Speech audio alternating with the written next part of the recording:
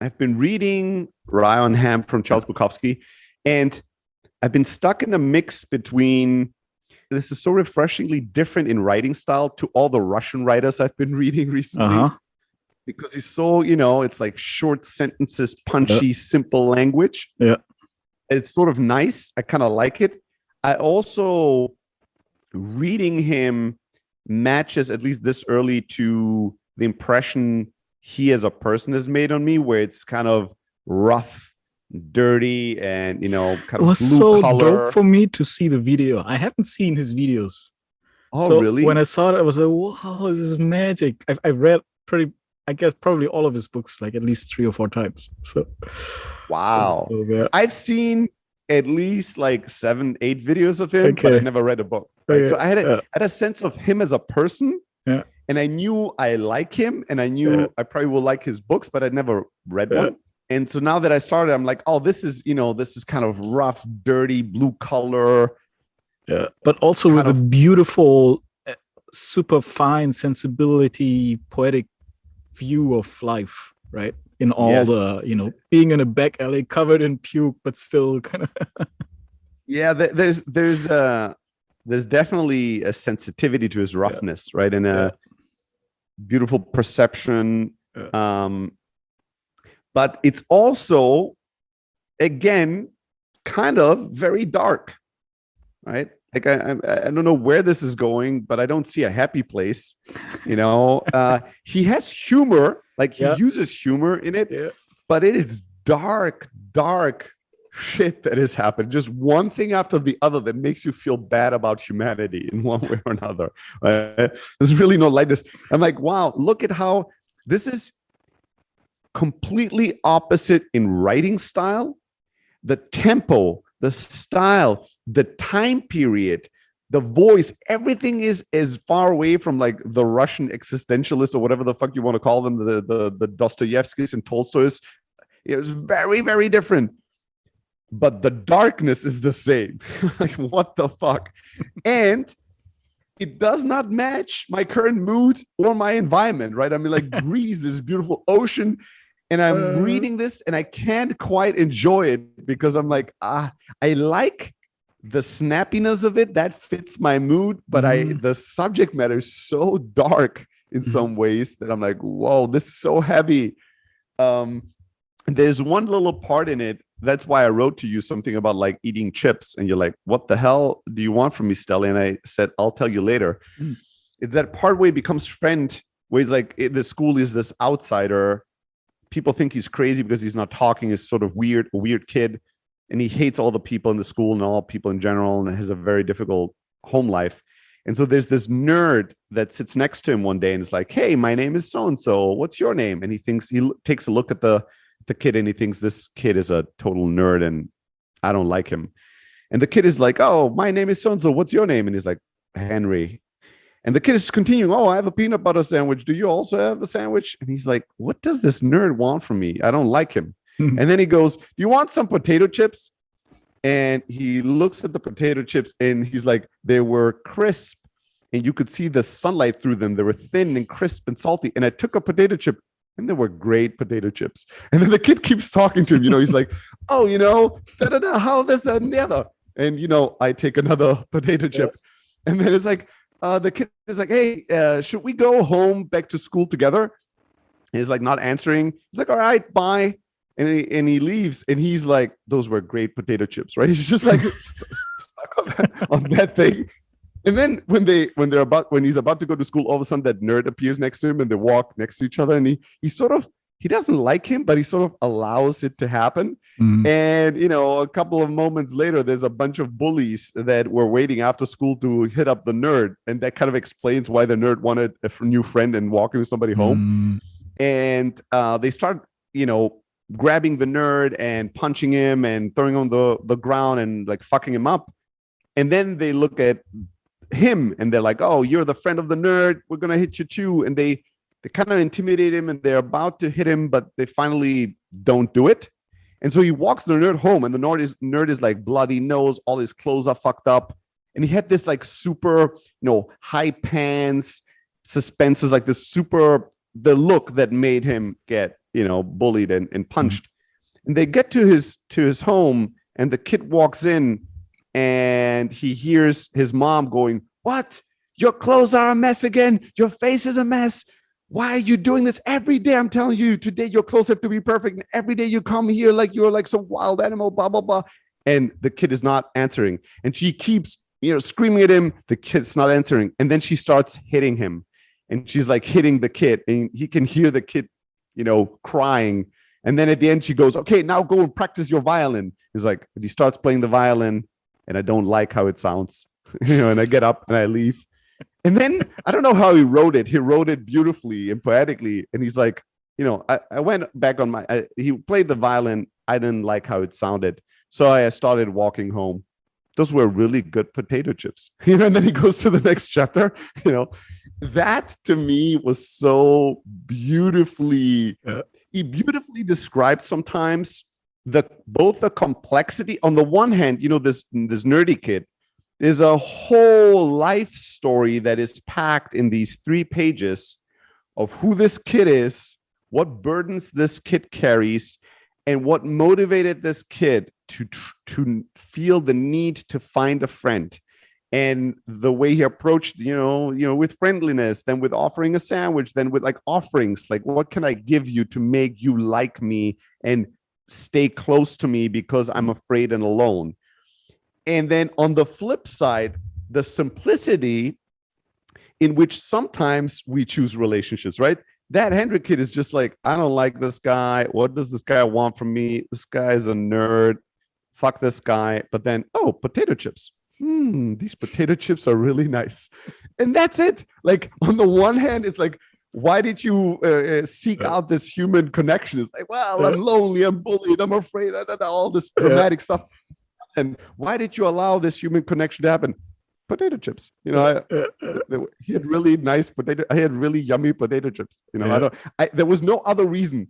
I like nothing about this kid. But and then the next few days in the story, they still hang out. And it's the main connection from Henry's side, from the main character side, potato chips. And this seems comically childlike, but it is definitely something that has happened in all of our lives as adults. Sometimes people allow other people into their lives, and you go, this makes no sense, this relationship. Why are you hanging out with this person? This person is an asshole. This person is loud, obnoxious. This person is selfish. This person is this person is that.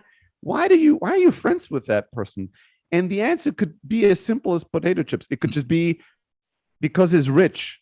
And I feel like it's really nice to be around somebody that's successful. Maybe I'll get successful too. Or it's because he's attractive. He's really pretty. This is a very beautiful man, and I feel really ugly, and it's kind of cool that a beautiful person wants to be my friend. Although I think it's very rare that somebody is that honest and clear even towards themselves about it, right? Yes, there's stories there, right? Yes, you're absolutely right. People don't go, I hate everything about this guy, but potato chips are nice, right? This requires an honesty that maybe only children have, right? That is an answer you would get from a child. Why are you friends with that kid? He has a video game I like. This is the kind of answer you would get from a child. But we as adults, we have to come up with some kind of story that sounds better to us and to others. But oftentimes it is just that. It's like one thing, and it's not necessarily a quote unquote good, healthy, deep, honest. It's just some little thing that hooks us to them. And on the flip side, the unevenness sometimes of relationships, right? Where two people are lovers, friends, co-founders, business partners, whatever, neighbors, and there's a drastic unevenness on why these two people do this together. One person is like, well, I was never loved. I mean, again, they wouldn't say it, but you could, if you knew their life story, it would be easy to extrapolate that. Well, they were, and they, never loved by their parents. They had the difficult this, difficult that, and they are lonely and they're seeking relationship. And the only way they know how to find a relationship is because they have financial means to start a business with somebody else and to offer lots of money, right? And that's going to make them feel connected. And for the other person, it's like, the only reason I'm with this person is money. So, and I don't think about them. I don't care about them. And if the connection breaks, it's nothing. It's like a very small relationship versus for the other one, it's kind of a monumental thing. It's very, very important why they're seeking to be around you. Even if you think about like some women in a really abusive relationship, right, where they get beaten up and everything, but they also get attention, right? And that's all they want. That's all they want. A lot of attention. Yeah. they get real significance, right? Because they're not being ignored. The person feels very strongly towards them, even if it's something that's really, really bad. Yeah. I mean, every victim and abuser relationship, not to downplay it, but it's always a dance of two people. It's always bilateral deal.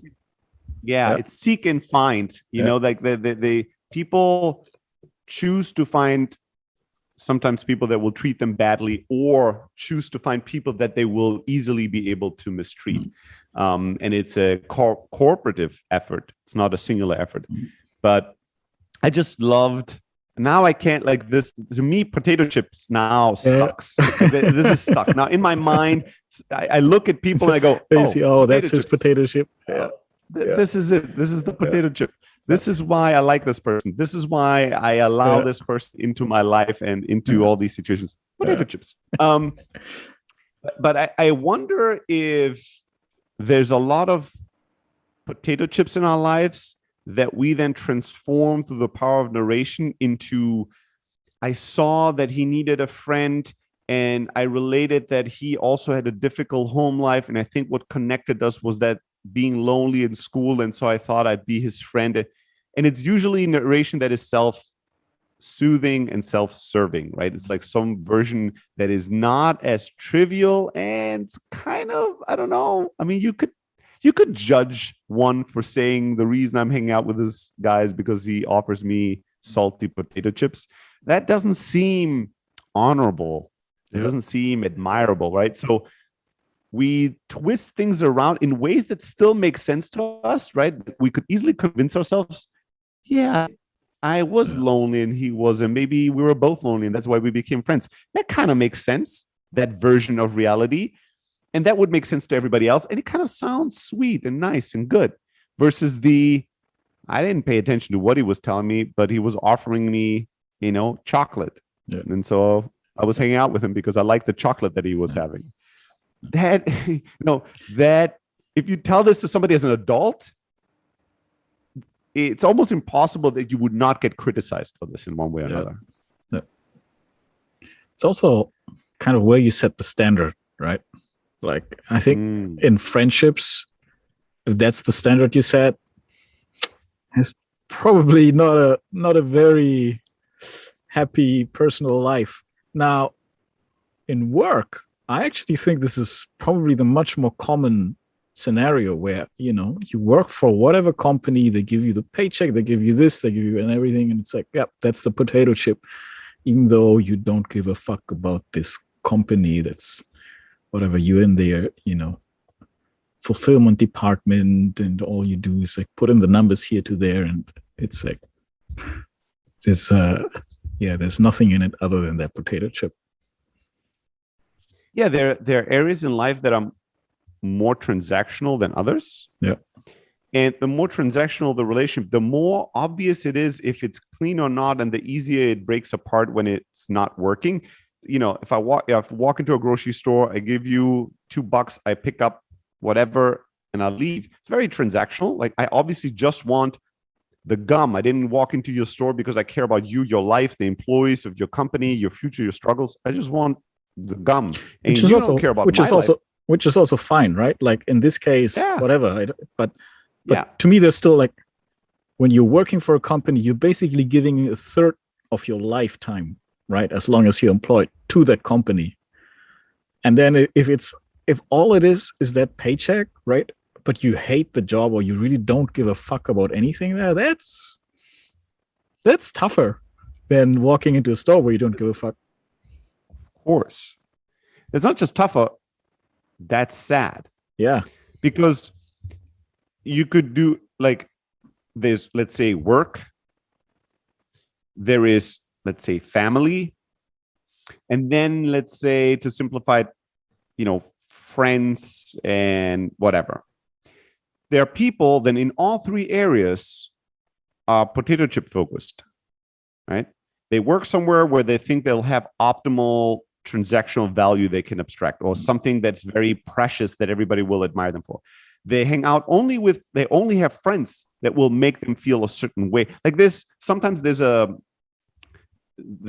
is a celebrity bar close by at this Airbnb. And when you go, last night, we went to dinner there, and there was a huge table of like 35 people.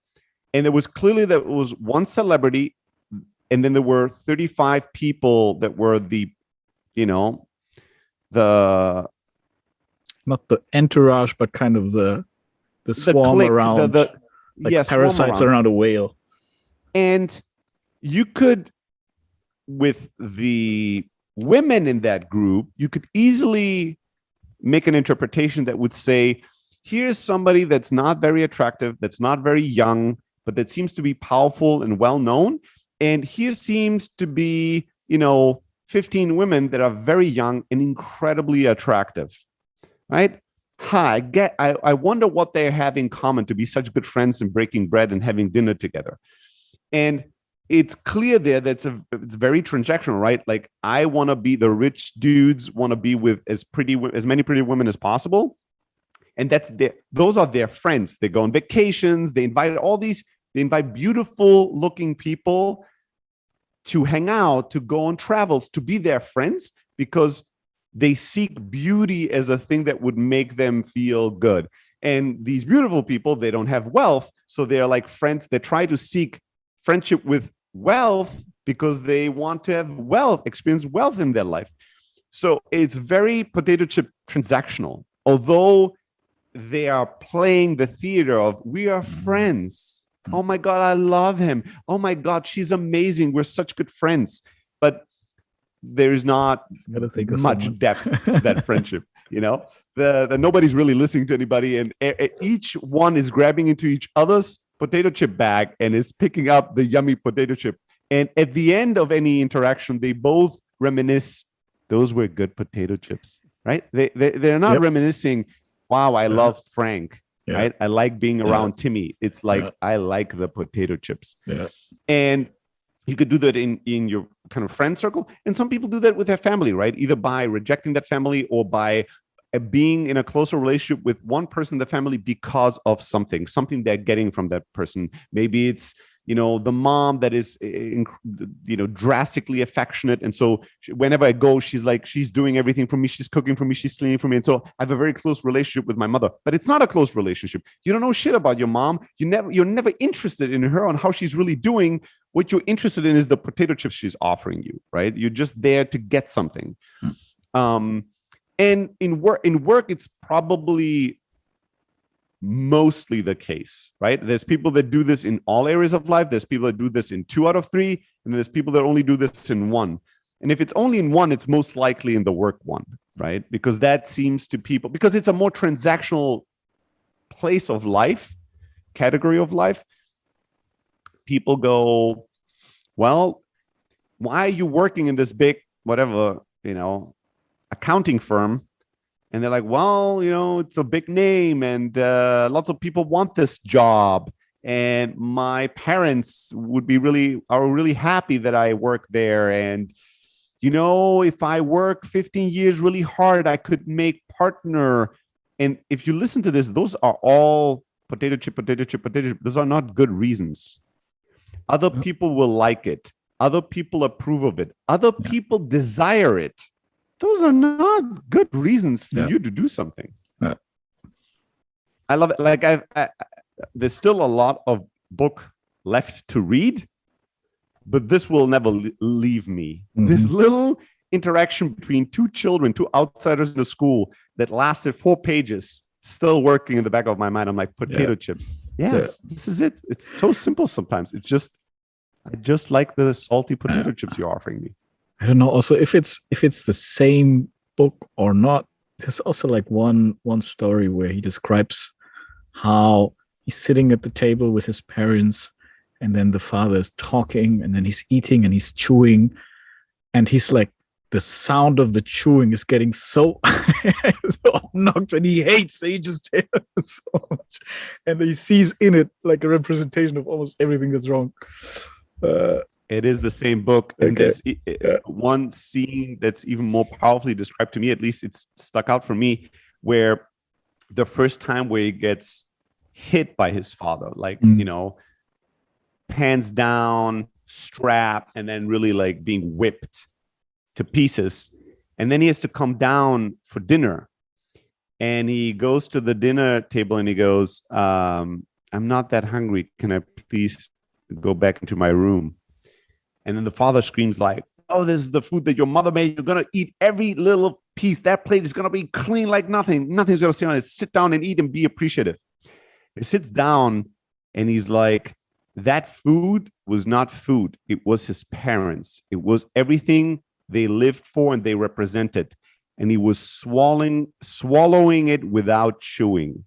And I was like, whoa, this is so fucking hard. Like seeing that plate, the mashed potatoes, the steak, the that like whatever 50s food that the average American family would make, and then he's like seeing his parents and everything they stand for, and he's just like swallowing it down hard because he cannot chew it. I was like, fuck, this is powerfully written. Yeah.